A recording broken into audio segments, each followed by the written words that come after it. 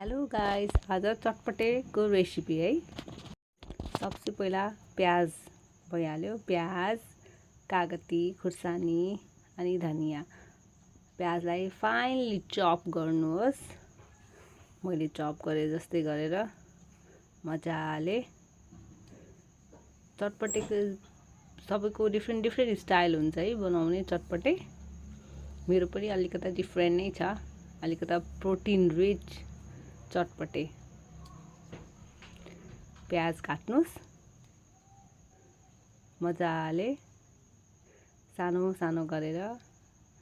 त्यसपछि खुर्सानी काट्नुस् सानो सानो गरेर। धनिया काट्नुस्।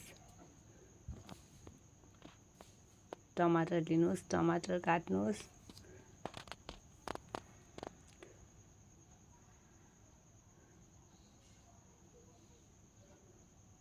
टमाटर काटिसक्नु भएपछि अब मैले आलु पनि बोइल गर्नमा राखेको छु। आलु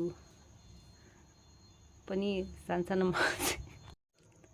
मसिनो गरेर काट्नुपर्छ। आलु पनि मेरो बोइल हुँदैछ, भयो होला सायद भनेर हेरिराख्दै छु।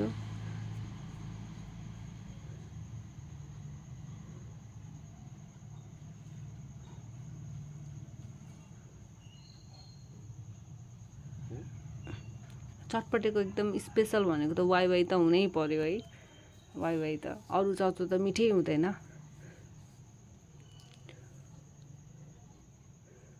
आलु बोइल भएर आलुलाई उस गरेर यस्तो मसिनो गरेर काट्नु। अब त्यसपछि एउटा आलु प्याज यो राख्ने एउटा भाँडा लिनुहोस्। त्यसमा सबै मैले भर्खरै चना उसिनेको चना हालेको है। त्यसपछि उसिनेको मुग दाल,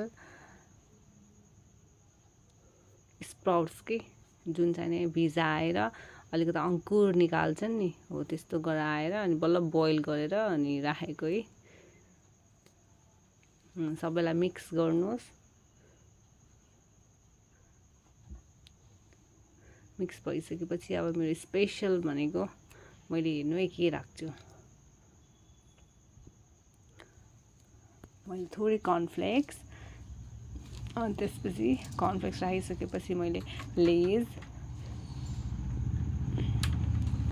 अनि लास्टमा बल्ल मैले वाइवाई एड गर्छु। अनि वाइवाईको मसला। यदि तपाईँलाई भुजा हालेर खान मन छ भने भुजा हालेर खानु, नत्र भुजा नहालिकन पनि खान मिल्छ।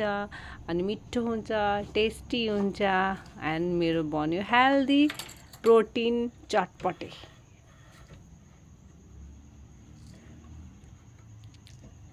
नुन चाहिँ नि स्वाद अनुसार हाल्नु होला, आफूलाई कस्तो ठिक लाग्छ त्यो अनुसार। मेरो चटपटेको नाम हो healthy protein chatpate. Thank you for watching.